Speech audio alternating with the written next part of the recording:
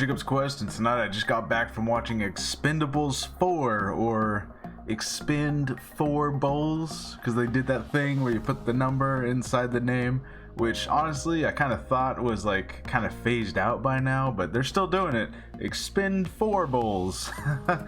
It just I don't know. I think we're done with that. I think this can be the last time we ever do that. I mean, I know it won't be, but it's dumb. We're done with that. Just call it Expendables 4. Anyways, so this franchise that started off as, I guess you would say, an homage to 80s action movies by having, essentially the pitch was to have all 80s action stars and then all cameos you could think of to be in these movies, while having like your kind of generic 80s action plotline, just have like all the quips and all the excessive violence and blood and explosions and just all the stuff, right? Which, I feel like that has its moment, and it's pretty fun in that sense, if that's all you're looking to get out of it. But the last one of these that came out was, I think, about 10 years ago, so we're now in a very different era. The actors who were already, aging actors, they're even older now. I'm not sure this movie really has a place in this, in our post John Wick, Mission Impossible sort of action realm that we're in right now. I'm not sure that franchises like the Expendables really has a place, especially because this one definitely felt like it had a much lower budget. I don't know if that's true, it just felt that way. The cast was not nearly as notable, I think. Some of the original cast did come back, but we got a couple new names like 50 Cent and Megan Fox is here, and a couple other people that I'm sure they're from something, I don't know who they are. But yeah, just not really that notable of people. And even our villain was, I don't even know who he was. He's just some CIA agent guy, and that's the villain of the movie. So that was kind of strange about this, because at least, say what you will about the quality of these movies, but at least the villains, I think for the most part, tried to be somewhat notable. Like, they were also kind of big actor, like Mel Gibson was in number 3, right? So I think at least they kept it sort of interesting by having your cameo fest be other, major actors who would originally be the protagonists in their own movies. But yeah, this one it felt like such a smaller movie made on such a lower budget.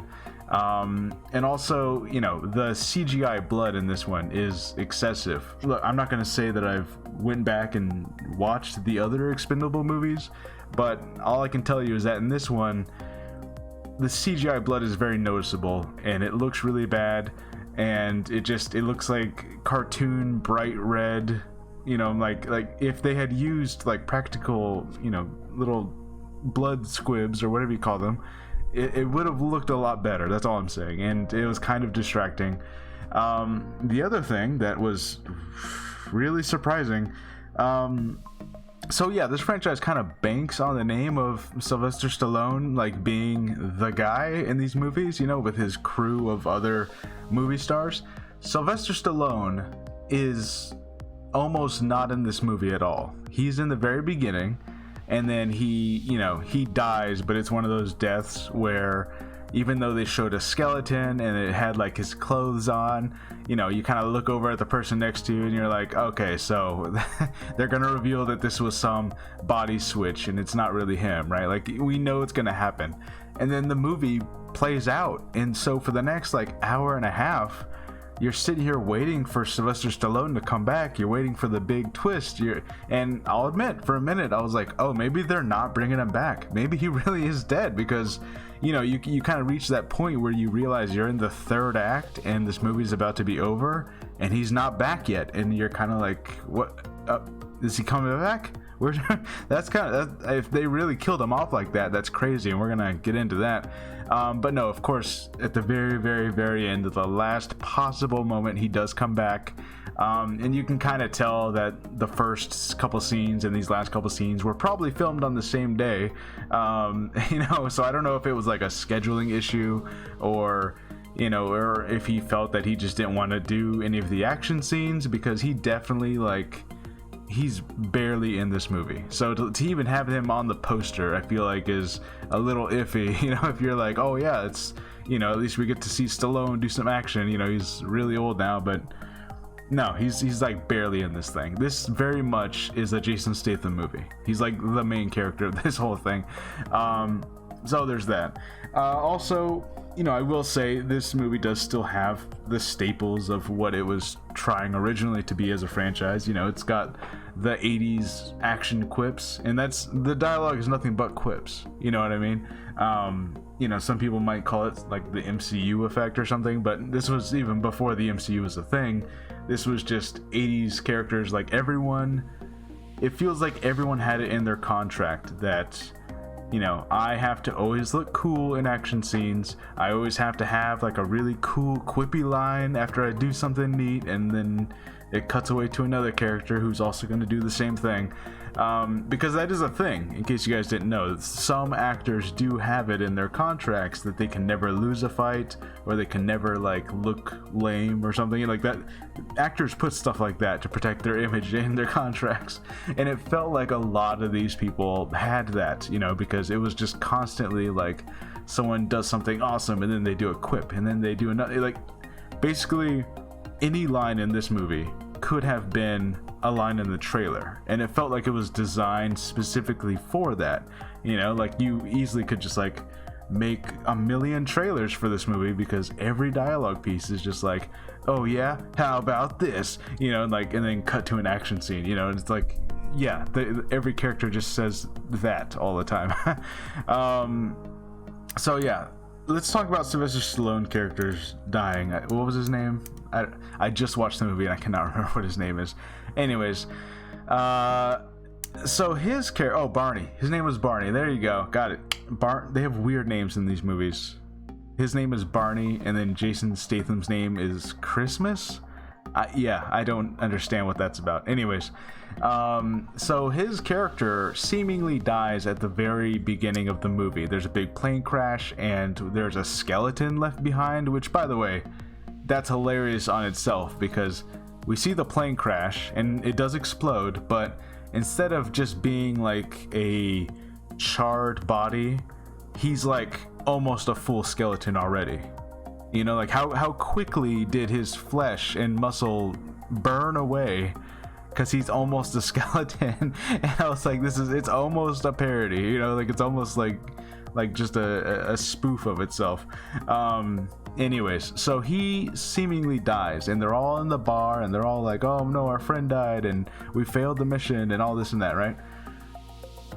Inside this bar that they're hanging out with, they have, at first I thought maybe this is just like a little statue thing they have in the bar. No, it is the actual arm of what they think that this is Sylvester Stallone's skeletal, charred, you know, still some rotting flesh that's burnt, and it's all like barely hanging on to this skeleton arm. It's just hanging out in the bar, like on a shelf, and they have like his ring, like his famous giant ring that he has, and it just stays there at the bar, like it's just like a permanent thing. It's not like temporary. It's not even behind glass, guys. It is just this charred, skeletal, flesh hanging off arm, and it's giving the middle finger, and it has the ring on it, and they're all just like talking about him and how much they miss him. And I'm like, do you understand the implication is that they're in this other country doing this mission, his plane crashes, they think that they're looking at his charred, mutilated corpse. This means that they cut off his arm, and they're like, we're taking this back with us, and we're gonna take this back to the bar, and we're gonna set it up, and we're gonna have to physically move his hands to make him so he's flipping everyone off. So we're gonna have to actually move his fingers down and get into position. This way it'll be like a really cool ornament for our bar. Their dead friend. Anyways, so here's what ends up happening. So of course it was a body swap. Sylvester Stallone didn't tell anyone. He faked his own death, right? Here's who the body was, by the way. very early on in the movie, Stallone had lost this big famous ring that he always wears. He lost it in a thumb wrestling match. I don't know. They make a bunch of jokes about it, but I get okay. He lost it in a thumb wrestling match to this random guy at the bar. Okay, and he doesn't want to give the ring back because he did win it fair and square. So I don't know why he would. It figures you probably could have just offered to pay for it, but they didn't really do that. I think they mentioned that they were going to, but at no point in the conversation did they say, hey, I'll pay you $500 to get that ring back or something like that. No, that was never said. Instead, they demand the ring back. It starts this big brawl, and they get in a fight, and then Jason Statham beats them all up. And that's the end of that scene. It's just kind of like a comedic action beat before Sylvester Stallone leaves the movie for the next, hour and a half. They had taken that guy who, again, his only action was that he won a thumb wrestling match and won this ring and then didn't want to give the ring back because it belongs to him now. That is his big crime. He's not like a drug lord. He's not some crazy criminal guy. He literally just won a thumb wrestling match. What Sylvester Stallone ended up doing, and they showed this in a flashback, he had knocked that guy unconscious, and then as the plane is crashing, he already has this guy dressed in his clothes. That way he looks like him, or at least his skeletal remains will look like him. He puts him in the pilot seat where he was sitting, and then Sylvester Stallone jumps out with a parachute. And then we see this guy, who again, he was not dead, he was just knocked unconscious. We see him wake up, realize that he is in a burning, crashing plane, and then dies. And then that is the skeletal corpse that they find, whose arm they rip off and put in the bar. Guys, this guy didn't do anything wrong. He's not like, you know what I mean? He wasn't like ever said to be some big criminal or anything. As far as I'm aware, he just got in a bar fight with them, and they murder him in a really cruel, horrible, but kind of hilarious way. And then they display his arm because they thought it was Stallone's arm. And when they're saying all this, by the way, when they have this big flashback, it's at the end of the movie. Stallone is alive again. They had this big banner where they're like, oh, in memory of, and then they crossed out memory because, oh, he's alive. The arm is still there. The arm is still in the bar. This man who they brutally murdered so that way Stallone could fake his death, and then they tore off his arm. They're talking about, because literally it's like a last minute thing, because I guess the writers probably realized that the audience is going to be asking who the fuck skeleton did we see in that plane then? They're just like recounting this story of how this happened in front of the arm. It's like, I don't know, guys. I don't know. Like, the movie itself is a whatever throwaway action movie, CGI blood. There's a couple of great action scenes, I'll tell you that. There's some knife combat choreography that was actually pretty cool. I was like, okay, there you go. You got some cool stuff going on. But this... I'm so stuck on the arm that they ripped off this random guy who died for no reason. And my thing is, like, I don't know how intentional this was. I don't know if that was supposed to be funny or if it was supposed to be cool. But all I know is that, like, it's so stupid that it comes back to being funny again. I don't know what the hell that was. There is one more part. I didn't mention this one. So Jason Statham is kicked out of the gang at a certain point. He's looking for a job. He ends up, and this was like, the whole okay boomer thing was a couple years ago now. But this was probably the most okay boomer thing I've ever seen in a movie, or at least a movie I've seen. He goes to be a bodyguard for a social media influencer. That's what it says, right? And by the way, he's looking in the newspaper, not on a website. This is a newspaper ad for a social media influencer, which, let that sink in for a second. Anyway, so it's like some real douchey, streamer guy right? He's got all these ladies, and he's got this really nice pool and this really nice house, and he's you know, he's like being real douchey about it. You know, he's like, all right, ladies, I'm gonna start my stream, but I need like the hottest ones out here, not you, not you, not you. All right, only the hottest ladies out here. We're gonna start my stream right now. And he's got his phone talking, and he's being like real douchey about it. And so of course Jason Statham ends up beating him up and smashing his phone, and then all the comments on the stream are talking about how hot Jason Statham is, I guess. You know, they're like, who's that bodyguard? What's up with that?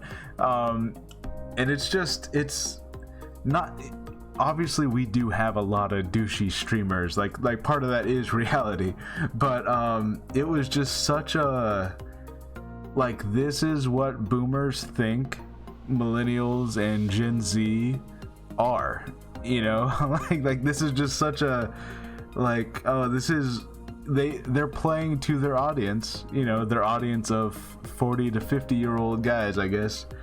But yeah, that was and I feel like it's funny, but not for the reason that they think it was funny, you know. It was really just like an okay boomer moment, which, again, the whole okay boomer thing, that was a couple years ago. Even that is old, you know. So to have one of those moments at this point is I don't know, this was an experience, you know, watching this movie, just thinking about this from the lens of like who this is for and what this franchise was supposed to be, and the fact that Stallone is barely in the movie, and there's probably some scheduling conflicts, and when you put all this together, this movie is one of those things that's like unintentionally hilarious, but not so much where I'm like, oh yeah, you gotta go see it. It's like, you know, if you see this on Netflix, and if you really like sit down and think about what you're watching,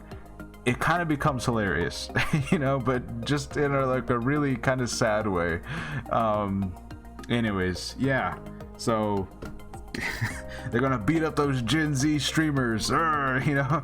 They're gonna take the skeletal arms of their mutilated friends' bodies and put them up in the bar, I guess. That was still the wildest thing. I don't understand where that idea came from.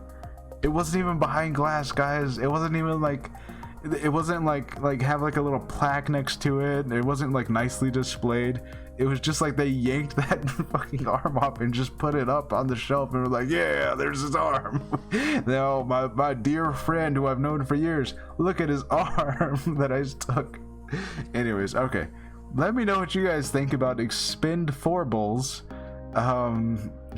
Do you plan on going out and see this one? I wouldn't recommend paying a full price movie ticket for it, but you'll get something out of it, I guess, if you really look for it. Yeah, all right, I'll see you guys later. Bye.